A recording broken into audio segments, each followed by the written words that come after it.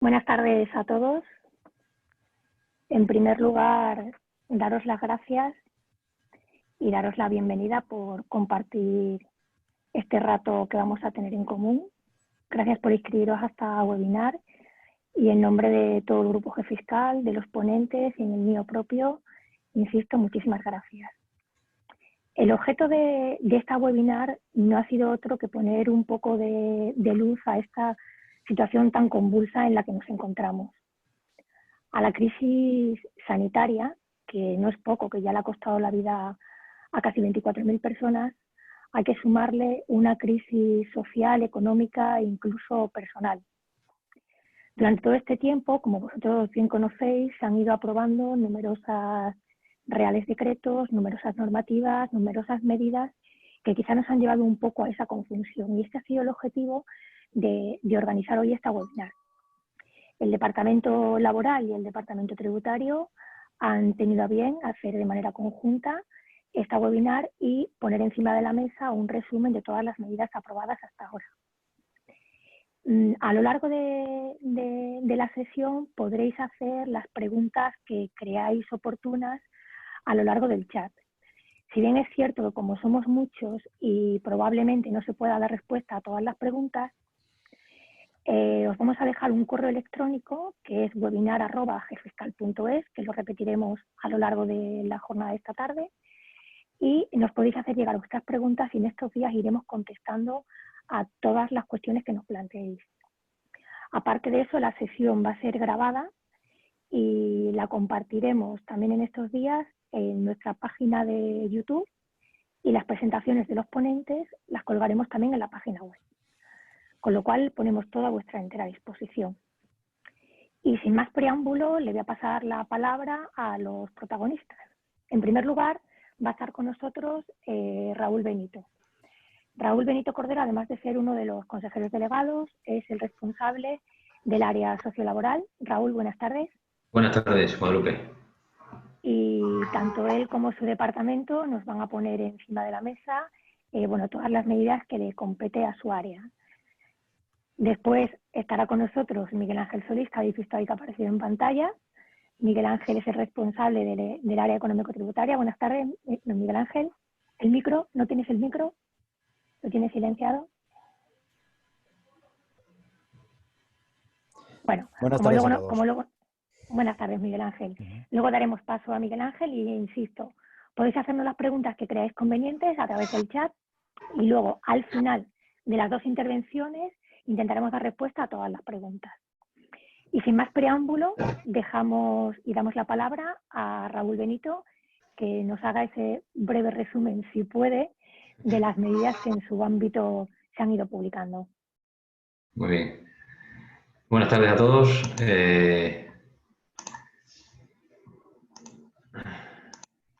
Vamos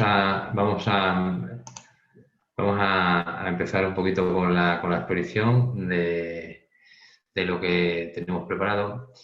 Y, hombre, hay que decir que es un cúmulo de decretos y de órdenes que han salido durante 45 días que es prácticamente imposible resumirlo en el tiempo que tenemos, ¿no? Pero bueno, vamos a ir detallando y vamos a ir pasando por lo más importante y vamos a comenzar, ¿no? El punto de partida por el que pasa todo esto es por la desgracia de la crisis que tenemos con el COVID, que esto provoca pues que se hagan y se planteen los estados de alarma, ¿no? Todos estos estados de alarma y sus prórrogas aparecen y parten del 463/2020, que es el decreto original por el que, entre otras cosas, se limita la libertad de la circulación de las personas en su artículo 7 y hay unas medidas de contención en el ámbito de la actividad comercial, equipamientos culturales, los establecimientos y actividades recreativas, la hostelería, restauración y otras adicionales, ¿no? Aquí, en este sentido, nunca había pasado esto en este país y lo que provoca, bueno, pues es al final un cierre de establecimientos y a su vez se crea o se da partida a lo que son las actividades esenciales, ¿no? que poco a poco iremos remarcando en qué afecta una cosa y qué afecta a otra, ¿no? Con el Real Decreto 463/2020 hay una modificación enseguida, que es el 465/2020, que lo que viene a decir es aclarar un poco la libertad de circulación de las personas, que es donde ya, fijaros cómo es el asunto, donde sí que los niños que no se pudieran quedar solos en casa podían acompañar a los padres, por lo que esto que pasó el fin de semana anterior no tenía mucho sentido, y de ahí la rectificación del gobierno y otras tantas cosas que hubo, ¿no?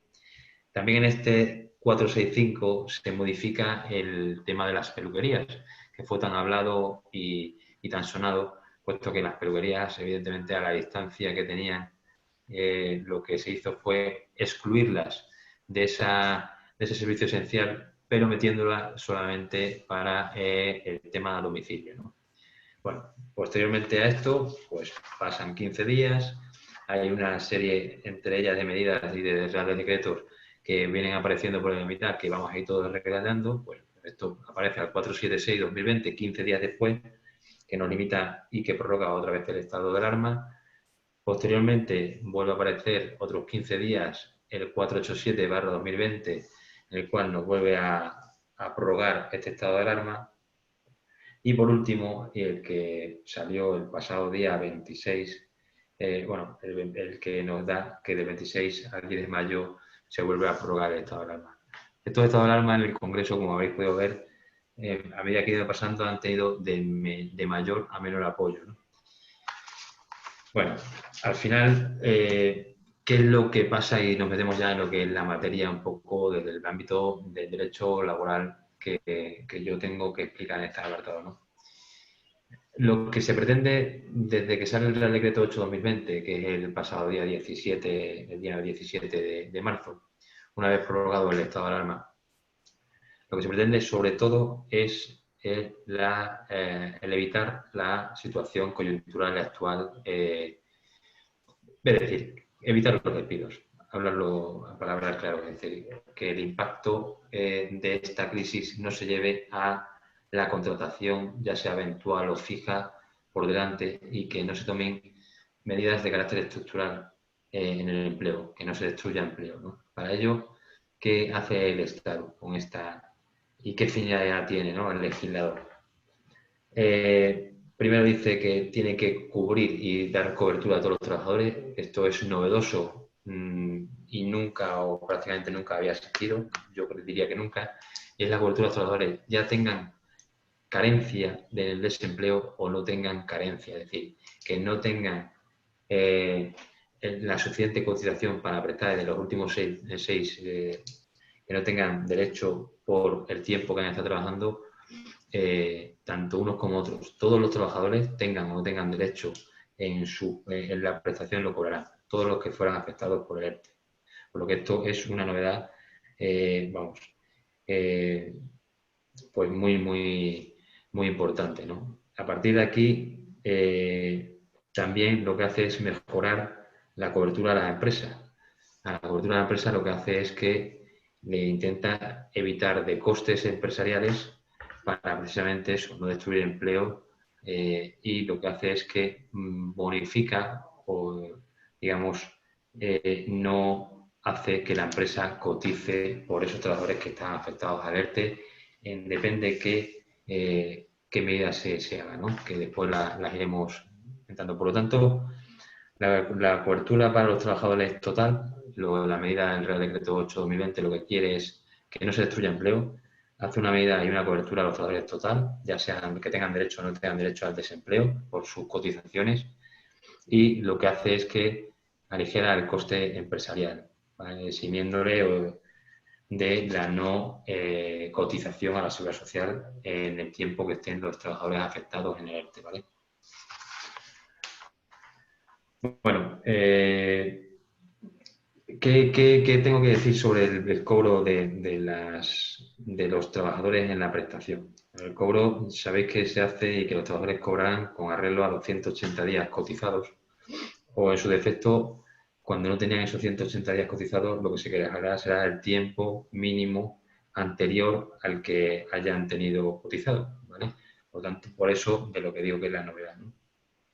Esto, aparece tanto en los ERTEs que están reflejados en el artículo 22 del Real Decreto 8/2020, que son los de fuerza mayor, como en los ERTEs, los expedientes de regulación temporal de empleo, del artículo 23, que vienen a ser los expedientes de regulación de empleo por causas productivas, económicas o técnicas.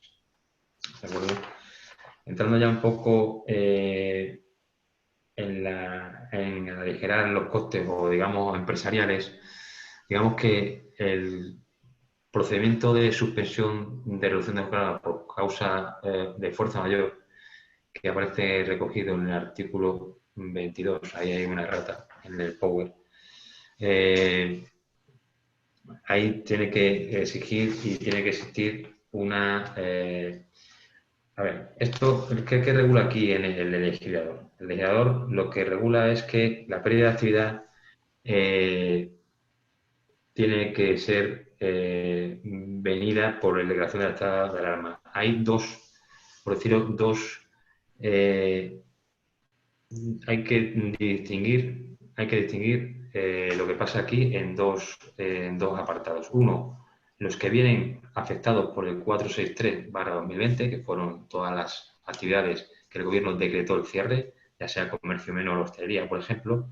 Y después, en la otra parte, que también se podría hacer por fuerza mayor, tiene que haber ciertas causas. Y tiene que ser que impliquen suspensión o cancelación de actividades, un cierre temporal de locales por la afluencia pública, la restricción en el transporte público o que haya una falta de suministros que impidan gravemente continuar con el desarrollo ordinario de la actividad. ¿De acuerdo? Todos estos conceptos que os he relatado, quitando evidentemente los que cierran por obligación del Estado del 463/2020, todos estos lo que hace es que son unos conceptos jurídicos indeterminados. De ahí los problemas que después se provocarán en la aprobación o no aprobación de los ERTEs. Lo que sí dice la Dirección General de Trabajo es que todo esto que no sea como consecuencia del cierre obligado por el Estado se tiene que motivar, justificar y acreditar bien las circunstancias que llevan a solicitar el expediente de fuerza mayor, ¿no? Que así lo hemos estado haciendo. Bien. El procedimiento que se tiene que realizar o cómo se realiza y cómo se solicita el expediente por fuerza mayor, pues es a través de una solicitud de empresa, un informe o una informe de pérdida de actividad y situación urgente extraordinaria. Es decir, esto es la memoria empresarial que se hace, donde se desarrolla y se pone la exposición de motivos, los hechos y qué trabajadores van a ir afectados y cuáles trabajadores no van a ir afectados. La documentación que evidentemente acredite y justifique del por qué el cierre y por qué por esa medida. La comunicación a los trabajadores que, como consecuencia del confinamiento de todos los trabajadores y de hacer la actividad, etcétera y tal, se permitió hacerla telemáticamente porque evidentemente los trabajadores y el empresario no tenían presencia. Y un informe de la Inspección de Trabajo que es de carácter cualitativo, que aquí es donde vienen ciertos problemas que han ocurrido con las resoluciones de los expedientes, ¿no? Estas resoluciones, dice el artículo, el artículo 22, que tienen que venir constatadas por la autoridad laboral mediante resolución expresa, motivada en el plazo de 5 días hábiles, ¿vale? Ninguna o prácticamente ninguna ha llegado con estos 5 días hábiles, por lo que prácticamente todas las solicitudes están en silencio administrativo positivo, según el artículo 24 de la Ley 39/2015 de procedimiento administrativo común y tal y como establece el Real Decreto /22. De hecho, nosotros esta mañana ya nos están llegando certificados acreditados del silencio productivo por parte de la Dirección General de Trabajo. Por lo que esto es un tema, un hándicap que la Administración, con el cúmulo y la avalancha que ha entrado de expedientes de regulación de empleo, pues no han estado ni preparados ni les ha dado tiempo a la respuesta de expresar una resolución expresa ante tantos expedientes de regulación, como digo, ¿vale? Por lo tanto, prácticamente todos los expedientes de regulación de empleo estarán con el silencio administrativo positivo. 5 días hábiles, ¿de acuerdo? Entonces, bueno, al final, el efecto y la duración de los ERTEs, pues, y lo que dice el artículo 28 del decreto es que tendrán vigencia durante el estado de alarma o sus prórrogas, hoy hasta el día 10 de mayo, ¿no?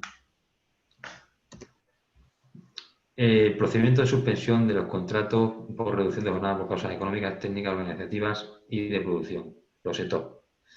Esto al final, el artículo 23 lo que viene a decir es, desde el punto de vista de protección, como he dicho, a los trabajadores total, que tengan o no tengan carencia para cobrar el desempleo, es todo, pero aquí hay una distinción con respecto a lo que son el expediente de regulación de empleo por fuerza mayor.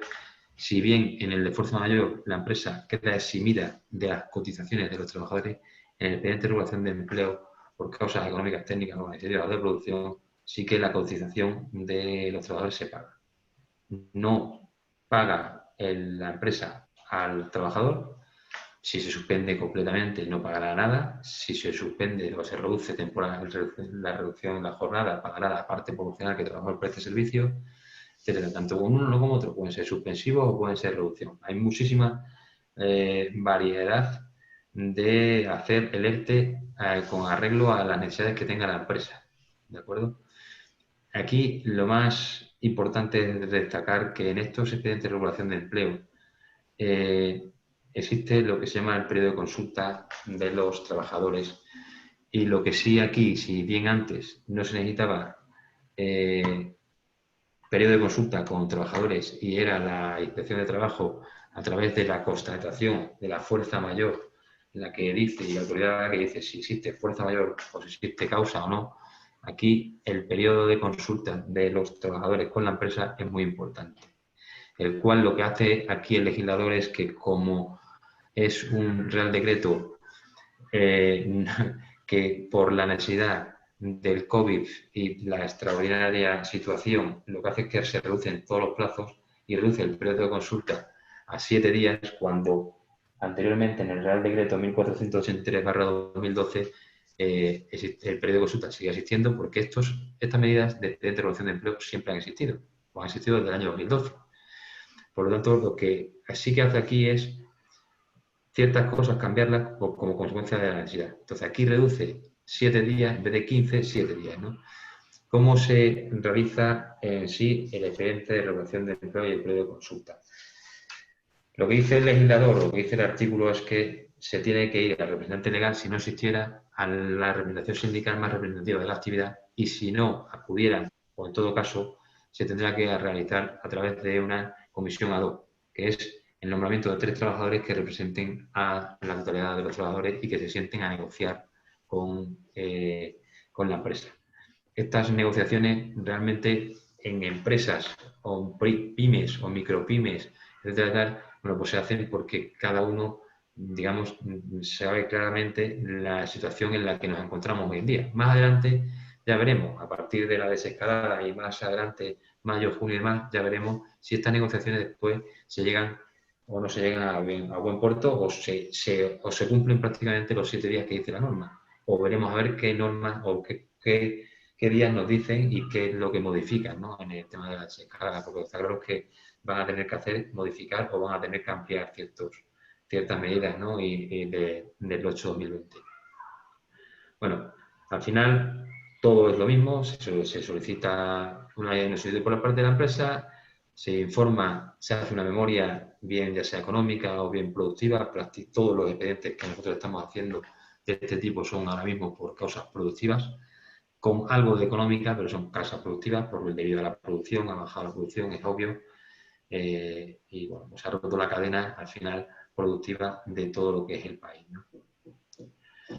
Los efectos de la duración, el artículo 28 aquí dice lo mismo, que es hasta que dure el estado de alarma y sus posteriores prórrogas. Lo que sí es verdad que se han hecho expedientes que van más allá de lo que dice este artículo, y con el acuerdo de la empresa de trabajador se llevan mucho más allá, y hasta ahora la inspección y la autoridad laboral no está diciendo nada al respecto, ¿no? Pero lo que sí que es verdad que dice la norma es que van hasta el momento de la situación del estado de alarma y sus pruebas, ¿no? Bueno,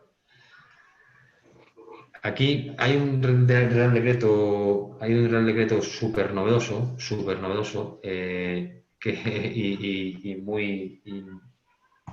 digamos que es muy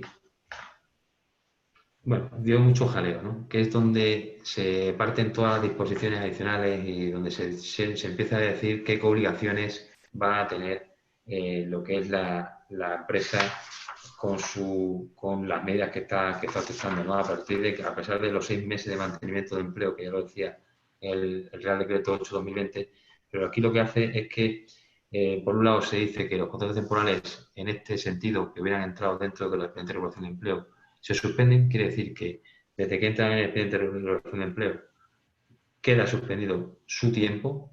Si le quedaban 2 meses para terminar el contrato ese, esos 2 meses se paralizan y empezar a contar los 2 meses siguientes a partir de la terminación del expediente de regulación de empleo, de que termine el expediente de regulación de empleo. Hay el mantenimiento de empleo de la disposición adicional sexta, y lo que viene a decir es que, bueno, que aclara, y ahí después, yo lo digo, y esto porque hay una aclaración sobre el mantenimiento de empleo que solamente va afectado a los expedientes de regulación de empleo por fuerza mayor, no a los objetos productivos o los de TOC. No afectará a este mantenimiento de empleo, sino que afectará a los de expedientes de fuerza mayor, ¿vale? Y a la vez sale la prohibición de despedir, donde limita el despido por las causas económicas, técnicas, materiales, productivas o de fuerza mayor. Esto se arma un revuelo grandísimo, grandísimo, y bueno, pues poco a poco se va aclarando algo. Pero a fecha de hoy, lo que sabemos, que no sabemos si será mañana o tal, es que los despidos sí se limitarán en hacerlos durante que dure el estado de alarma y durante que dure, digamos, el expediente de regulación de empleo. Eso es lo que la Dirección General de Trabajo dice, que es mera información, no es cumplimiento ni es legislación, sino que es lo que dice, que posiblemente, o lo que dice es que esta duración, esta prohibición del despido dura durante el tiempo de que dure el periodo de alarma y el expediente de regulación de empleo. Insisto, esto simplemente es a mero información, a mero informativo de la Dirección General de Trabajo, ¿vale? Entonces, también dicen que los contratos temporales no que venzan una vez terminado el ERTE, una vez el cumplimiento, y que venzan, tampoco se contarán con el mantenimiento de empleo. Pero esto es mera información, ¿vale?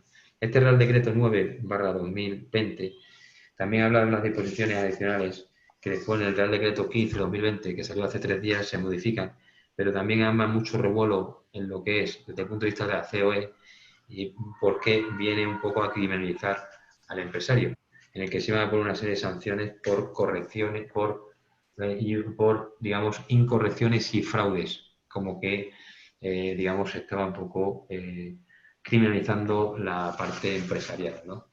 Bueno, el 15/2020 aclara un poco y vuelve otra vez a poner la espina sobre las, digamos, revisiones que van a tener los expedientes de regulación de empleo posteriormente, que esto es una evidencia, ¿vale?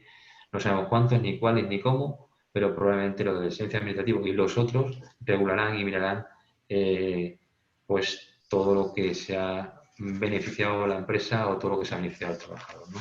Pero bueno, eso lo haremos un poquito más adelante. Posteriormente, al 9/2020, pasamos a otro polvorín, que es el que a partir del 30 de marzo, con una relación al 9 de abril, nos vino a dar lo que era el permiso retribuido y recuperable, otro decreto, ¿no? Esto ha sido, como digo, una locura. Por no alargarme mucho, esto ya ha pasado, pero primero, ni es permiso ni es retribuido. Primero, no es permiso porque obliga, y retribuido tampoco porque se paga, pero después evidentemente se tiene que trabajar. Lo más importante de esto es, primero, ¿cuándo se tiene que recuperar? Esto al final existe en la norma. Esto es la jornada irregular que existe en la norma y que existe desde el año 2012, que es que la empresa tiene hasta un 10% de jornada irregular para durante todo el año hacer esa jornada. Es decir, tú puedes en un periodo de tiempo que no tengas mucha actividad decir a los trabajadores que no trabajen esas horas porque las van a trabajar después cuando haya mucha actividad. Jornada irregular, bueno, aquí le llaman permiso retribuido, recuperable, que ya te digo, no es permiso ni es retribuido. Pero al final lo más importante es esto, ¿cuándo se tienen que recuperar esas horas? Se tienen que recuperar hasta el 31 de diciembre. ¿Cómo se tienen que recuperar?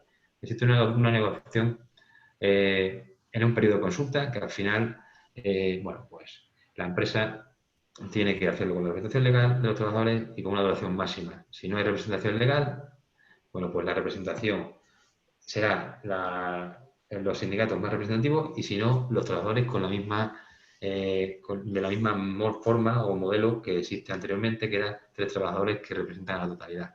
Si no hay desacuerdo, la empresa tiene que notificar en 5 días, que evidentemente van a ser los días que tienen que trabajar y recuperar, ¿vale?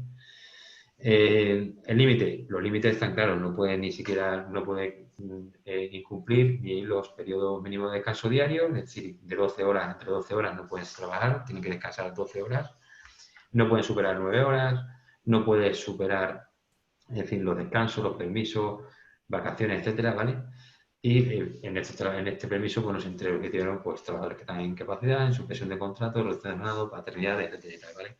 Pero al final, insisto, esto pasó. Lo que sí es bueno es que sepáis que se tiene hasta el 31 de diciembre. Dios quiera que todo el mundo tenga que utilizar estas horas que no se trabajaron. Eso será que haya producción y que haya actividad para recuperarlas. Otro cantar será si las empresas podrán o no exigir a esos trabajadores que recuperen esas horas.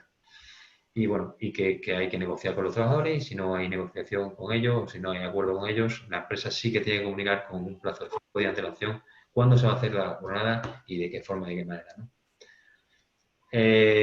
Pasamos a lo que es la otra parte, una vez que ya el empresario ha realizado y ha hecho todos los expedientes de regulación de empleo, el expediente de regulación de empleo que necesitaba para no despedir, el acoplarse un poco a la actividad de una manera u otra, etcétera y tal, pues pasa el autónomo en cese de actividad y las prestaciones que se le dan al autónomo.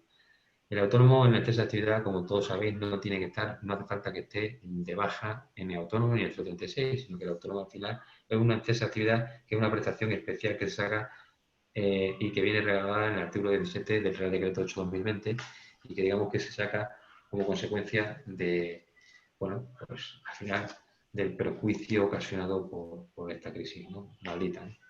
Entonces, ¿quién puede solicitarlo? Pues cualquier autónomo, ya sea societario, colaborador, autónomo individual, puede solicitarlo. Que tiene que estar siempre a la corriente de pagos, y que evidentemente su actividad esté dentro de la actividad que cierra el gobierno por decreto 463/2020, hostelería, comercio, actividades físicas, etcétera, o bien que hayan reducido su actividad en el 75% de su facturación en lo que es la media del mes de septiembre a febrero y con la comparativa de marzo, ¿vale? Los plazos para la petición de esta ayuda o prestación se han ido, a medida que ha ido avanzando los estados de alarma, se han ido ampliando. Ahora mismo estamos en el plazo hasta 30 de junio del 2020, porque es el último día hábil del mes siguiente al que acabe el estado de alarma. Si acabaría el día 10, sería el 30 de junio cuando acaba el plazo. ¿Dónde? Pues al principio siempre se ha hecho en las mutuas, pero había algunos autónomos que en el mes de octubre, hasta el mes de octubre del año pasado, todavía seguían teniendo la prestación en el INSS. Entonces se decía que tenía que convocarla y tenía que solicitarla en el SEPE. Con el Real Decreto 15/2020, que hace 2 días que salió, ya se le indica a los trabajadores autónomos que estuvieran en el INSS que se tienen que acoger a una mutua a efectos de que sea esa mutua quien le pague. Por lo tanto, se está haciendo también esa modificación, ¿vale? Es claro que tiene que coger el dinero de las mutuas y no de la seguridad social, ¿no? Aunque al final prácticamente sean lo mismo. La documentación que se tiene que acreditar, por un lado, con el 463/2020, es decir, las actividades obligadas al cierre, es muy poco, prácticamente es una solicitud con el DNI, el modelo 145, etcétera y tal, y la documentación que nos están solicitando para acreditar la pérdida son las documentación en principio normales de los 300, el modelo de IVA, etcétera, donde se acredite que pierde esa facturación. En principio, prácticamente no están pidiendo nada, pero esto sí que se va a pedir y se va a comprobar, ¿vale? Alguna vez sí que alguna mutua te pide, oye, acredítame esto, pues se acredita y sin problema ninguno lo están dando. Han pagado, que es bueno decirlo, un primer pago el 17, otro segundo pago lo van a pagar el 30 de abril, el 17 de abril pagaron desde el día 14 de marzo hasta el 13 de abril y el día 30 van a pagar desde el día 14 de abril hasta el 30 de junio. O sea, perdón, hasta el 30 de abril.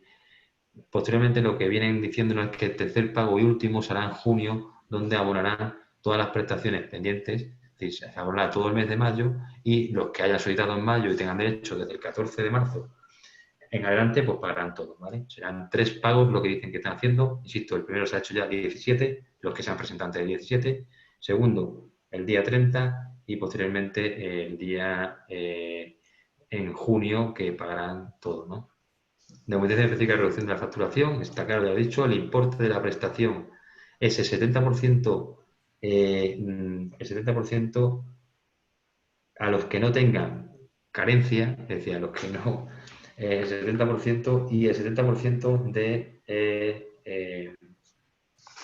lo que marca el IPREN, que es una cantidad que os lo digo ahora mismo. Son el 175% del IPREN en los que son, el 70% va a ser a quien no haya cotizado menos, quien haya cotizado, en los autónomos que hayan cotizado menos de 12 meses, será el 70% de la base mínima, que viene siendo unos 662 euros aproximadamente, y los que tengan pues otra base y otras cotizaciones, pues el 70% de lo que corresponda, y habrá un máximo, como todo en la vida, hay un límite máximo, que es el 175% del IPREN, que serían unos 1.479 euros, que en función de si tiene un hijo o dos hijos, será llegar hasta el 200 o al 225 del IPREN. El IPREN está marcado en 537 este año, por lo tanto el 175 en 1.479 y aproximadamente unos 1.600 si tiene un hijo o 1.700 si tiene dos hijos, ¿vale? Eso es lo que pagarán siempre y cuando sea la base máxima o que evidentemente supere los importes marcados de la prestación, ¿de acuerdo? La duración no es de un mes, al principio parecía que iba a ser un mes, ahora mismo la duración del estado de la duración de la prestación será marzo, abril y se llegará hasta el día 30 de mayo, ¿vale? ¿De acuerdo? Y la finalidad, pues la finalidad está clara, ¿no? Lo que existe, ¿no? La finalidad es, pues, el que como consecuencia del COVID tenga unas rentas que pueda el autónomo hacer frente al cierre o al cese de su actividad o bien a lo que ha pasado, ¿no? A la reducción de su producción y de su economía, ¿no? Bueno, la moratoria, pago y aplazamiento de la Seguridad Social. Yo aquí tenía algún aspecto sobre la moratoria, pero bueno, por ir rápido y decir fácil y rápidamente lo que pasa. La moratoria, hoy ha salido una orden ministerial que nos viene a marcar que la moratoria solamente puede ser solicitada por empresas que tengan un cenado específico que vienen a ser parecidos a los cenares que se cierran o se encuentran en el 463, es decir, estas actividades que obligan el estado de alarma a cerrar, ¿no? Ya, aunque, bueno, hay comercio menor, hay, o sea, bueno, hay, bueno, no sé, comercio menor de pan, de productos, panadería, confitería, pastelería, esto digo, ha salido hoy, pero solamente limita, al final, la orden ministerial que sale publicada hoy viene a regular lo que es la moratoria que salió en el artículo 34 del 11/2020, de otro decreto, y ahora lo que nos vienen a decir es que la moratoria que se pagará y se aplazará el pago durante 6 meses, que se irían a noviembre, diciembre y enero, que son los pagos de abril, mayo y junio, de mayo, junio y julio de las empresas y de mayo, junio y julio de las autónomos. Lo que pasa es que aquí se habla del devengo y otras cosas del pago, pero bueno, para que lo entendáis es mayo, junio y julio y mayo, junio y julio del 2020 para los autónomos. Bueno, esto era que se podía pedir. Ahora habrá que ver si queréis pedirlo, si estáis dentro de esos CENAES que marca la orden ministerial, y es que te aplazaban el pago 6 meses, sin ningún tipo de interés, a noviembre, a diciembre y enero. Lo que sí está muy claro es que tendría que tener en noviembre, diciembre y enero, te vas a juntar con 2, pero lo que hacía es que aplazaba el pago, ¿no? Y después está el artículo 35 del Real Decreto 11/2020, que son los aplazamientos a la Seguridad Social por el estado del COVID, que si bien los aplazamientos anteriormente son al 3,75, lo que se está cobrando ahora, el COVID lo que hace, o la medida que se saca en este decreto es que se cobran al 0,5 de interés, ¿vale? Entonces, se podrían pedir los de mayo y junio el aplazamiento, tanto de empresas como de autónomos, ¿de acuerdo? Entonces, eso es una medida que está ahí, que lo que dice la Seguridad Social, que no lo dice el decreto, y lo que viene diciéndonos poco a poco la Seguridad Social, incluso el Real Decreto 15/2020, ya sí que nos dicen que se va a hacer y se va a dar 4 meses por cada mes que se aplace. Es decir, que si aplazas el mes de mayo, dicen que van a estar 2 meses, lo concederán en junio o julio, tendrás julio, agosto, septiembre, octubre, para pagar ese aplazamiento del 0,5. Sí, también recordar que los aplazamientos hay una cuota inaplazable que hay que pagar, que es la cuota de la empresa del trabajador, la cuota del trabajador, que esa es inaplazable, y la cuota por accidente de trabajo, que también es inaplazable. Eso habrá que pagarlo y se aplazaría solamente lo que es la cuota empresarial, ¿vale? Los mismos aplazamientos. Pero bueno, esa medida está ahí y también es bueno que se sepa y que se adopte por alguna empresa que también aliviará un poco las obligaciones, ¿no? Y por último, los aspectos del Real Decreto 15/2020 que salió, ya hace 2 días, y hay ciertas cosas aquí importantes. Primero, los aplazamientos, viene a decir que los aplazamientos en inspecciones, excepto las inspecciones que vienen como consecuencia del COVID o consideradas de urgencia y tal, no se aplazarán. Es decir, la inspección de trabajo estará constantemente, a partir de que acabe todo esto, viendo si hay algún ERTE o algún productivo o algún ERTE que se aplace tal si el trabajador está trabajando y demás. Por lo tanto, una vez ya lo dicen, ya nos advierten, una vez que esto vaya un poquito ya bajando el nivel y el ritmo del estado de alarma y tal, igual que que la desescalada, también la inspección irá teniendo en cuenta esto, va a ir a revisar. Se suspenden todos los plazos y todas las prescripciones de la inspección y se suspenden las actas de liquidación, las actas de infracciones hasta tanto se reincorpore el estado normal, ¿no? Hay una disposición final novena en el cual se introducen 2 comportamientos, que esto vuelve otra vez a recordarnos el Real Decreto 9/2020, en el cual se hace mucho hincapié en el tema de las sanciones empresariales por el fraude o las incorrecciones en sus expedientes de regulación de empleo, ¿de acuerdo? Hay una novedad, y es que la responsabilidad será directa de la empresa cuando se tenga que devolver por prestaciones que haya cobrado el trabajador, siempre y cuando no haya dolo o fraude o culpa por parte del trabajador. Anteriormente existe una responsabilidad solidaria y lo que viene a decir ahora es que esa responsabilidad solidaria se quita del medio y solamente será la responsabilidad directa del empresario devolver las prestaciones si se ha incurrido en fraude o incurrencia, siempre y cuando no haya habido dolo o culpa del trabajador, ¿vale? Y se modifican ciertos artículos de la LISO para precisamente que esté la 5/2000 para que estén regulados todos estos temas de fraude, incorrecciones o que no cumplan,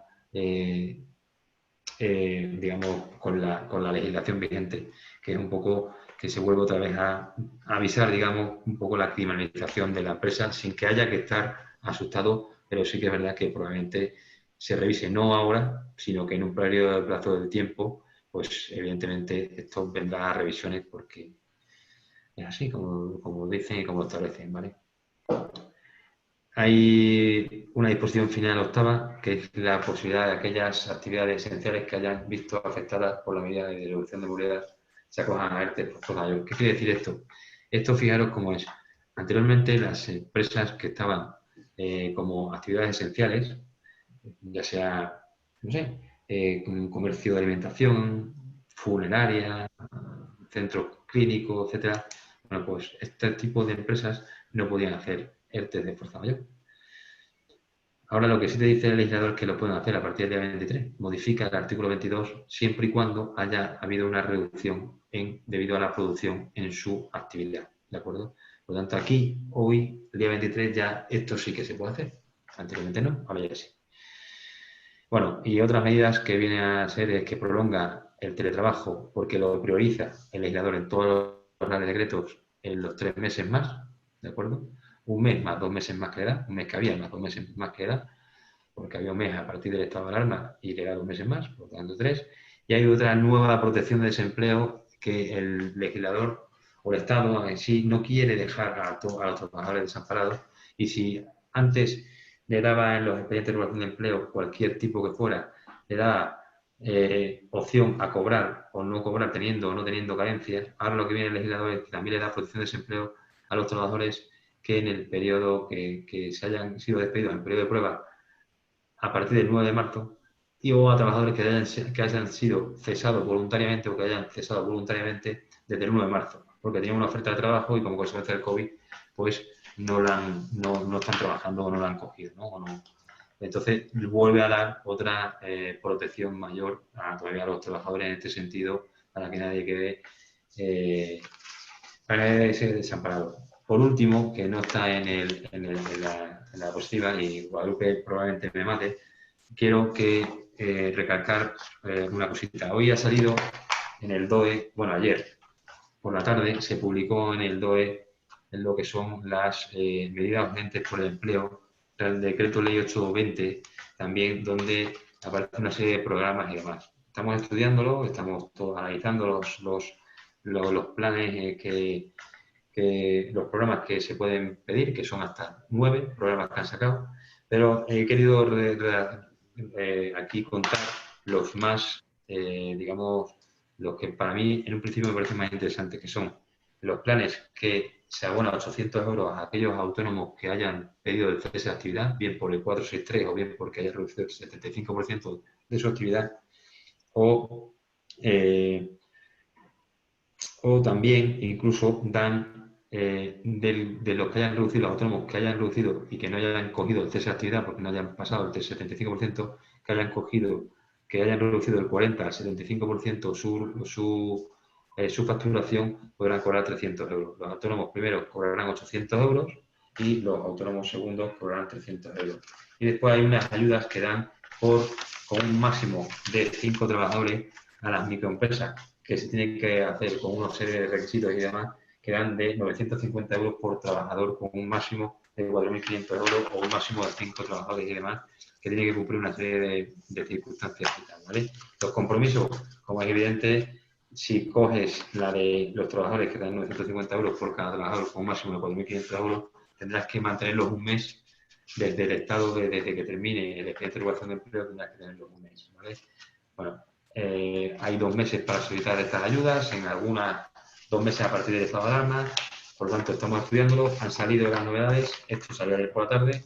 Aquí constantemente estamos estudiando, informándonos, viendo por un lado por otro y cuáles son las medidas y las recomendaciones y el asesoramiento que podemos hacer a nuestros clientes, que como lo han podido ver y sentir, desde el día 14 de marzo estamos al pie del cañón y continuaremos para lo que ustedes precisen.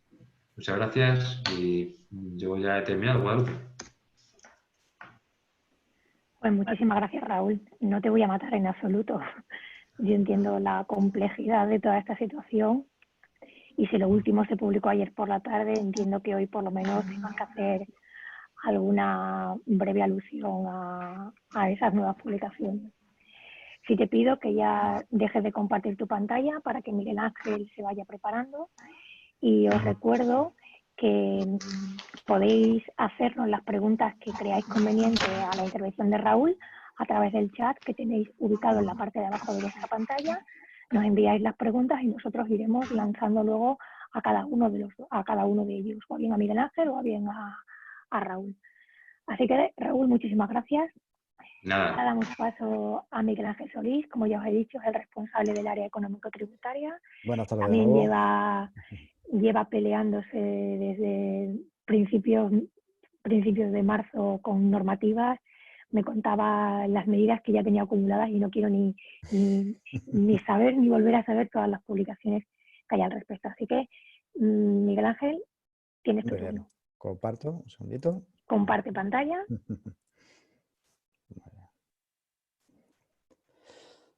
Perfecto, pues buenas tardes de nuevo. A mí me toca dentro del despacho la parte económica y tributaria y simplemente hacer un inciso antes de ir avanzando, ¿no?, sobre el tema de tributario. Si es verdad que todas las empresas, simplemente indicar que todas las empresas, absolutamente todas las empresas se basan distintos pilares, ¿no?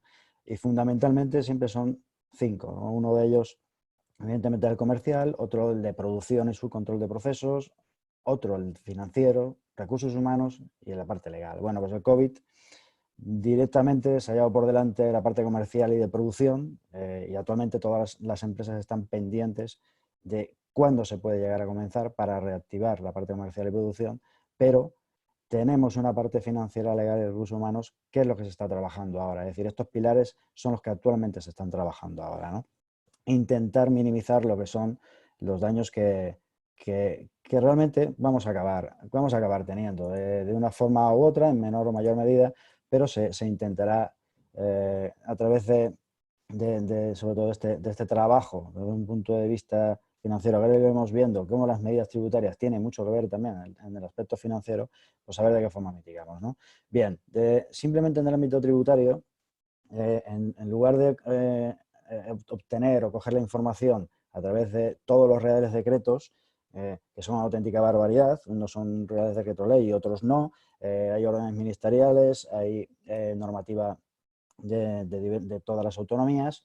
Bien, lo que hemos hecho es un poco, de alguna forma, es globalizar donde realmente están enfocadas las distintas medidas, ¿no?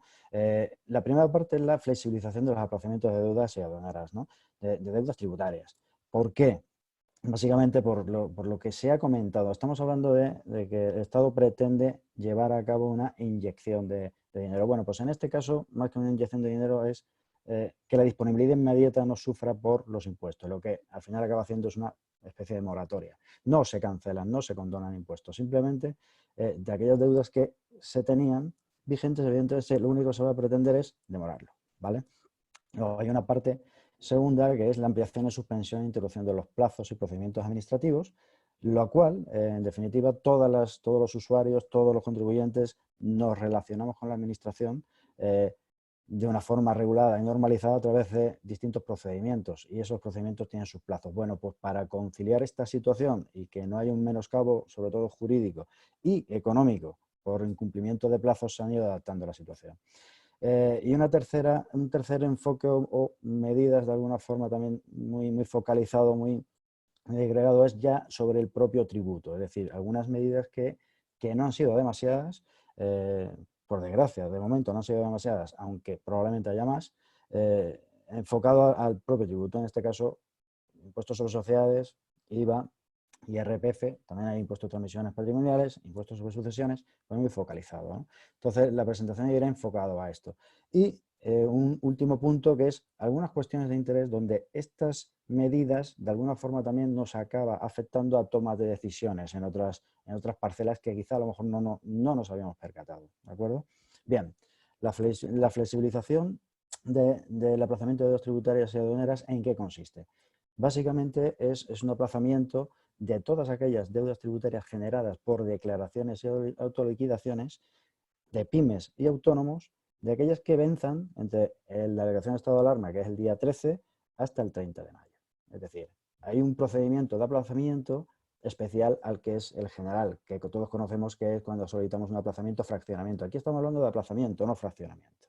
Es decir, hay un aplazamiento único, se suspende. ¿En cuánto? En 6 meses. O sea, directamente estamos hablando de 6 meses. No parcialmente o cada mes hay que pagar una parte, no, directamente 6 meses. Bien. En este caso, donde realmente se relaja un poco los requisitos, digamos, es, aparte de los 6 meses, en el devengo de intereses, donde los 3 primeros meses no se cobrarían intereses, pero cuarto, quinto y sexto sí. ¿De acuerdo? Es un 3,75%. Aquí veremos un poquito más adelante cómo también se puede, de alguna forma, a la hora de tomar decisiones, se puede evaluar si tomar la decisión o no de fraccionar. Otra de las condiciones fundamentales es que no necesita garantías, es decir, no precisa garantías, no necesita avales, pero hasta una cantidad máxima, que son 30.000 euros. Es decir, todo lo que pretendamos solicitar a través de un modelo fiscal con una deuda que evacue y supere los 30.000 euros, no entra dentro de este procedimiento especial, ¿de acuerdo? Y luego el decreto, que está regulado este procedimiento a través del Real Decreto 7/2020, del 12 de marzo, hay un matiz muy importante. Es decir, el procedimiento general no permite, ni permitía ni permite actualmente los aplazamientos de retenciones, pagos fraccionados e ingresos a cuenta. ¿De acuerdo? En este decreto sí. En este procedimiento especial sí. ¿De acuerdo? Pero eso sí, hay que tener en cuenta, y te lo dice muy marcado porque hay que tener especial precaución, es que cuando solicitemos un aplazamiento por este procedimiento especial, tenemos que tener también especial precaución con lo que ya tenemos acumulado. Es decir, para llegar a esa cantidad de 30.000 euros, también tenemos que sumarle si tenemos algún aplazamiento ya concedido o pendiente de resolver. Es decir, si tenemos un modelo dentro de unos días, ahora acaba el 20 de mayo, de IVA de 28.000 euros y yo tengo un aplazamiento concedido de 3, ya lo he superado y por lo tanto no me lo concederían. ¿De acuerdo? Veremos un ejemplo. En este caso hay que tener especial cuidado con la solicitud y el procedimiento porque es crítico. Es decir, es simple la medida, pero es crítico en su ejecución porque puede generar problemas bastante serios. Es decir, hay dos cuestiones muy importantes. Una, que se debe de cumplir que en el motivo del aplazamiento, en el motivo de la solicitud del aplazamiento, se debe indicar expresamente aplazamiento RDL.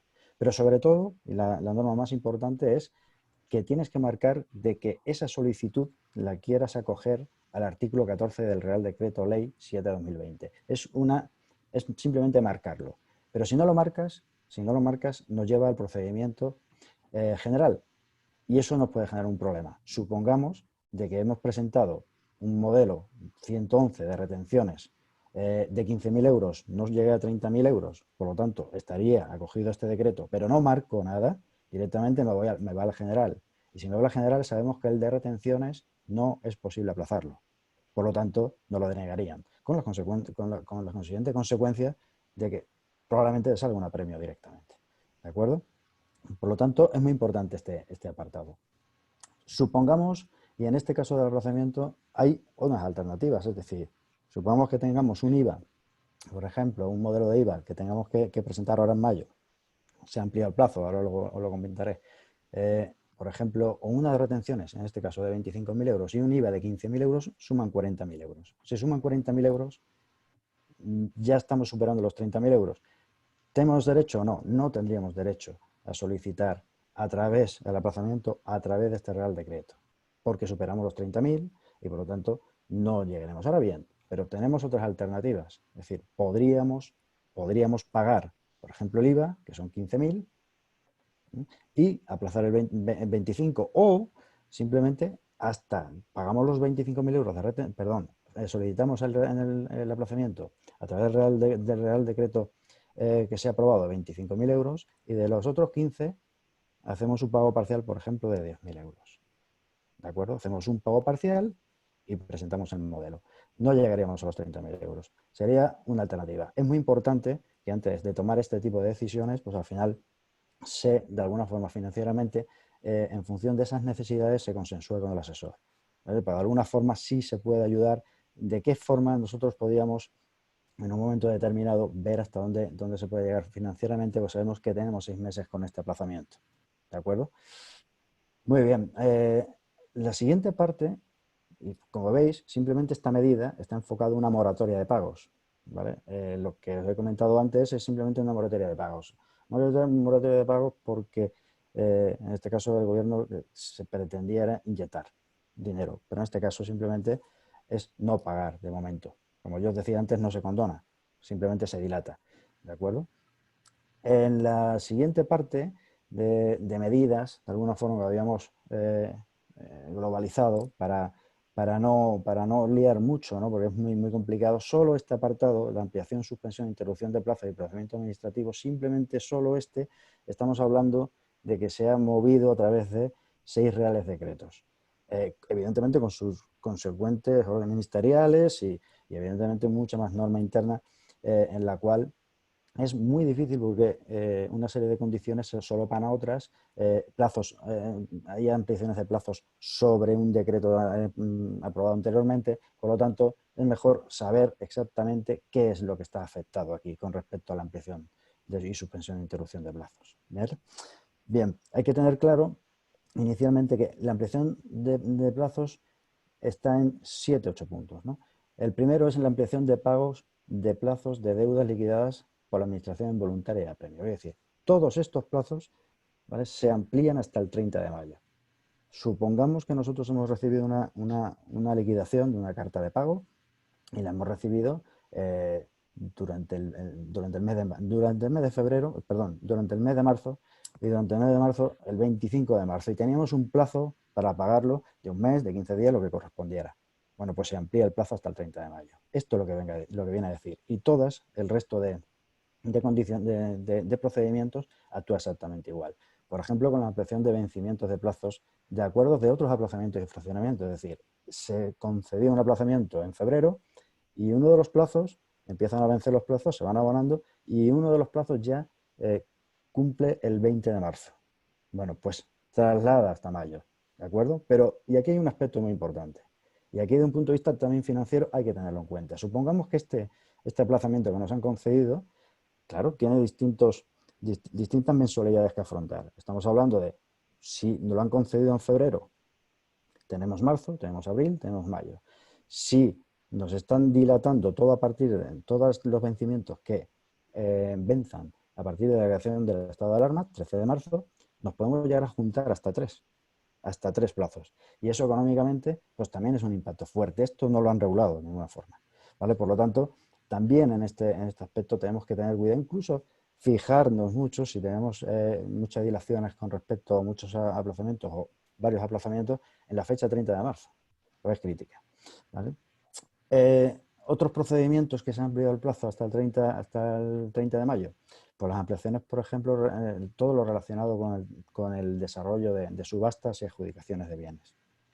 Incluido, evidentemente, también la atención de requerimientos y diligencia de embargos. Todos conocemos que periódicamente nos manda la agencia tributaria requerimientos o diligencia de embargo de un trabajador, porque tiene embargo el trabajador, o por un proveedor. Se amplía hasta el 30 de mayo para poder atender esos requerimientos. Y luego hay un apartado que es mucho más trascendente de lo que parece inicialmente. La ampliación de plazos para formular determinadas alegaciones. Es decir, aquí entran varios aspectos. Nosotros, en la relación directa empresa-agencia tributaria, uno de los procedimientos más habituales es que tú recibes un trámite de audiencia y quieren comprobarte. Y una vez que te comprueban, pues te emiten cualquier liquidación y estás en fase de alegaciones, ¿no? Y tú lo que haces es recurrir si no estás de acuerdo. Bueno, pues se amplía también hasta el 30 de mayo la posibilidad de hacer las alegaciones, de presentarlas. ¿Por qué se amplía hasta el 30 de mayo? Porque en un momento, si estamos hablando de entre marzo y mayo, nos queda la fecha máxima para poder atenderlo. En esta situación era imposible de atenderlo por varios motivos. No todo el mundo tiene la posibilidad de presentar la documentación vía telemática. Evidentemente había una inseguridad jurídica aquí. Por lo tanto, se ha ampliado hasta el 30 de mayo. Por ejemplo, un inicio de un procedimiento sancionador. Pues si nos inicia un procedimiento sancionador, tenemos un periodo también de alegaciones, ¿no? Bueno, pues todos este tipo de procedimientos sí nos lo dilatan al 30 de mayo. Devolución de ingresos indebidos. Ha habido un error, por ejemplo. Ha habido un error en un modelo fiscal que se ha presentado y por parte en este caso del contribuyente, insta a la agencia tributaria a solicitar una devolución de ingresos indebidos porque ha habido un exceso en pago de impuestos, ¿no? Bueno, pues automáticamente la agencia tributaria siempre nos va a enviar una comunicación en la cual nos insta a que aportemos una serie de documentación o nos lo deniega. Pues ahí se abre un plazo de alegaciones. Bueno, pues ese plazo de alegaciones también se dilata hasta el 30 de mayo. Y hay un asunto también que es muy habitual, que es atender los requerimientos también y solicitudes de la propia Dirección General de Catastro. Es decir, cada 2x3 y cada vez más va habiendo cada vez más requerimientos en este ámbito y digamos, este plazo tributario o este procedimiento tributario a la hora de hacer alegaciones y atender requerimientos también se amplían a ese periodo. Ahora hay un matiz muy importante. No significa de que todo se dilata hasta el 30 de mayo si el contribuyente no quiere. Es decir, si el contribuyente pretende o quiere llevar a cabo las alegaciones y presentarlas, no habría ningún tipo de problema, se da por atendido el procedimiento. ¿De acuerdo? Bien. Una cuestión también muy importante desde un punto de vista de seguridad, sobre todo jurídica, estamos hablando de suspensión de plazos de prescripción y caducidad.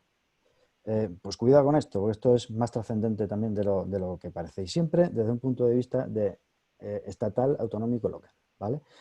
Los plazos de prescripción y caducidad, todas aquellas acciones en las cuales estén contempladas en la normativa tributaria, se amplían, se suspenden, digamos, se suspende. Hay una suspensión entre el 14 de marzo, que es la declaración del día siguiente, la declaración del estado de alarma, hasta el 30 de mayo.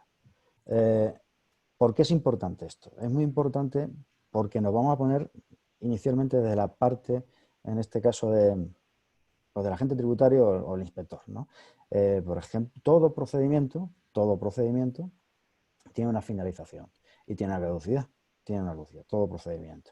Pues supongamos que el inspector abre una inspección, abre diligencias y tiene 18 meses para terminar esas diligencias con sus matices, porque puede haber dilaciones, ¿no? Evidentemente puede haber dilaciones por parte del contribuyente, pero tiene 18 meses de forma inicial el inspector para terminarlo. Bueno, pues con esta suspensión lo que pretenden indicar es que amplían ese plazo. Es decir, este periodo no cuenta. Si yo tenía 18 meses, ahora tengo 20, si son 2 meses y medio, lo que llevamos aproximadamente entre el 14 de marzo y el 30 de mayo, son 2 meses y medio, pues tendré 20 meses y medio para poder resolver. Por lo tanto, desde un punto de vista de la administración también, evidentemente, da seguridad, pero desde el punto de vista del contribuyente es exactamente igual. Supongamos, y esto lo conocemos todos también, es el IVA. Es decir, el derecho a deducirme el IVA. Yo soy empresario, mi actividad está obligada a declarar IVA, yo repercuto IVA, soporto IVA y yo tengo un derecho para poderme deducir. ¿De cuánto tiempo? De 4 años. Bueno, pues este periodo también lo que hace es suspender ese periodo de 4 años, en este caso de 2 meses y medio. Tendría 4 años y 2 meses y medio para para deducirme el IVA. ¿De acuerdo? Bien, por eso digo que es crítico, es decir, de alguna forma se da sustento jurídico porque estamos hablando de un periodo donde hay inacción. Y cuando hay inacción no se puede ejecutar ni cumplir determinados requisitos tan fácilmente, sobre todo por lo que os he comentado antes, ¿no? No hay herramientas ni hay personal suficiente, por lo tanto se tiene que ampliar plazo o suspender en este caso, ¿de acuerdo? Y luego un apartado dentro de lo que es derecho tributario, que es un poquito más rudo, ¿no? De lo que estamos hablando, ya vendré un poquito más adelante, un poquito más cercano, determinadas cuestiones que han modificado. Lo que sí que es muy importante es con respecto a los recursos y reclamaciones. Si la agencia tributaria a mí me hace una liquidación, yo he recurrido, he hecho alegaciones y me lo ha desestimado, a mí me comienza un plazo para poder interponer un recurso o una reclamación económico-administrativa. Ese plazo es de un mes.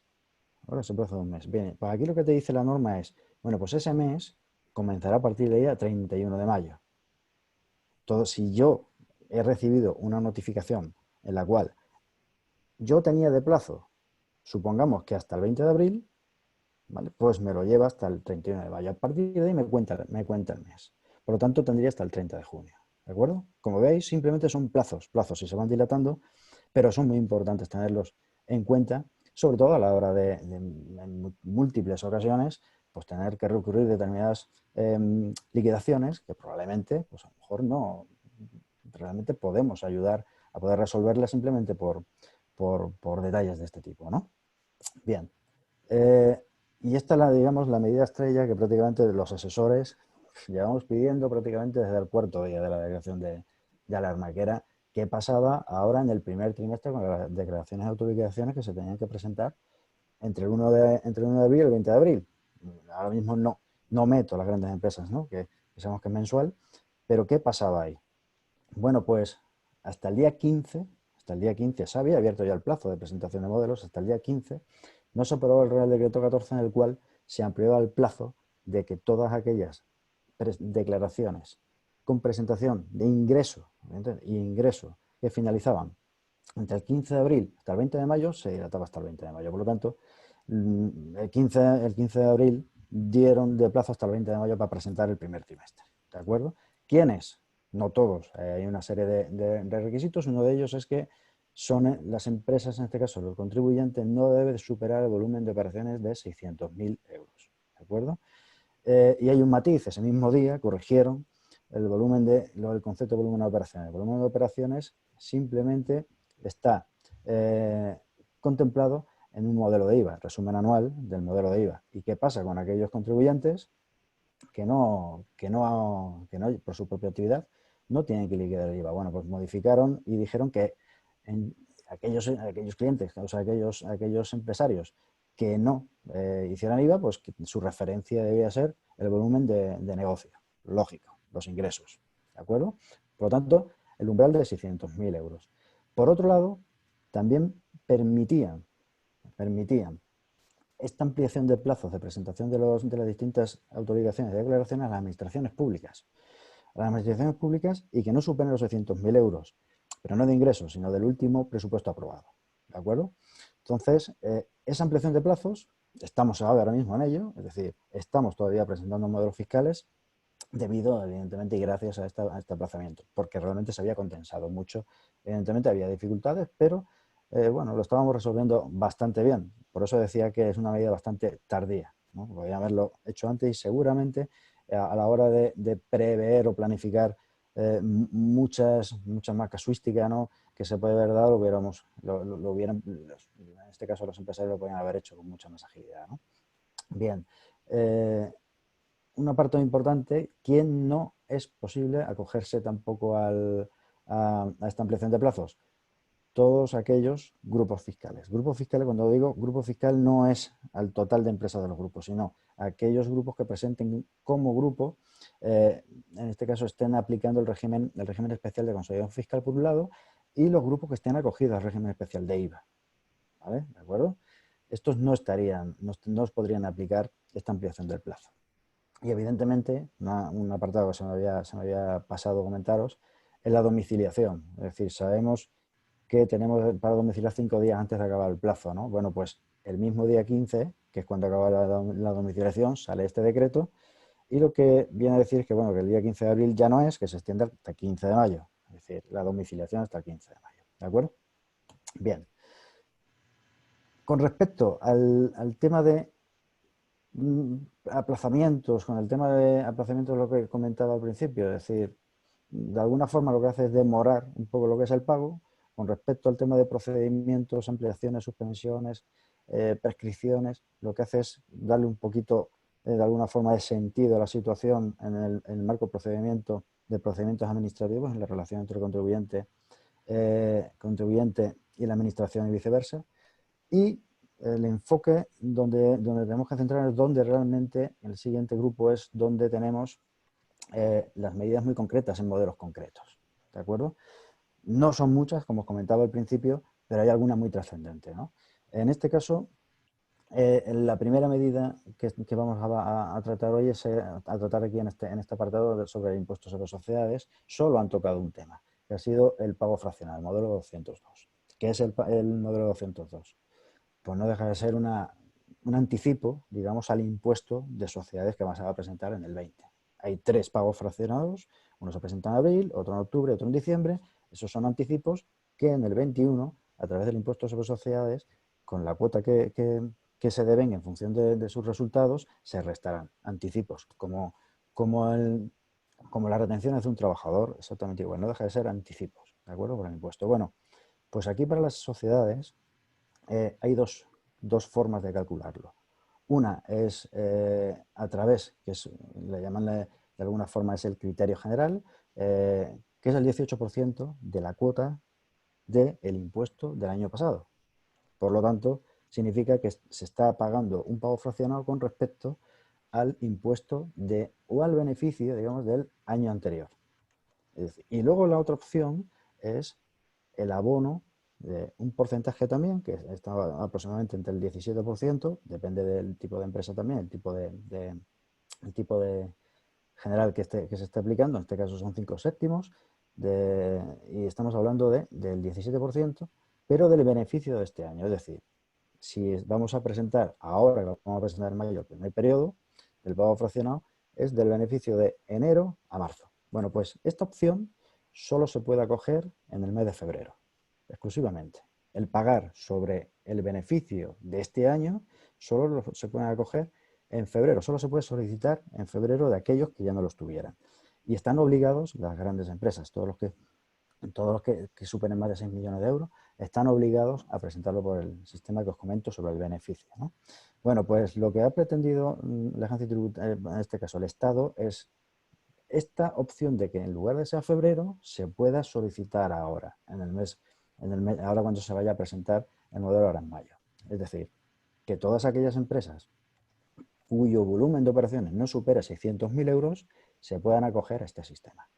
Que es lo lógico, es decir, al final, si estás pagando un impuesto del año pasado, donde había una actividad ordinaria normal y corriente, no, lo que evidentemente sería una desventaja muy grande este año, que estamos en una inactividad durante 2 meses y medio, prácticamente de los 6 primeros. Por lo tanto, iba a ser muy duro desde un punto de vista económico para la propia empresa. Entonces les facilita esa opción.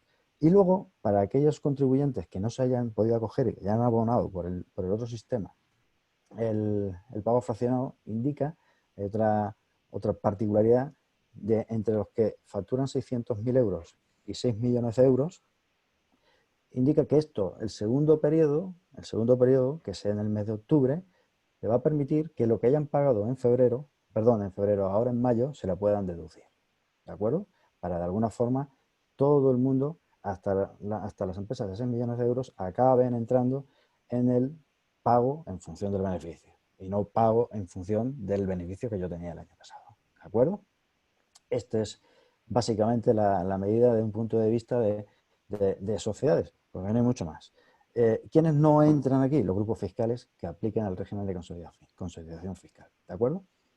Bien, como veis, simplemente no es mucho, pero sí puede ser trascendente y todo tiene mucho que ver con un aspecto, digamos, de tesorería económico, es decir, darle sentido, de alguna forma darle sentido de cómo voy a pagar yo algo que no estoy generando, ¿no? Pues es algo parecido.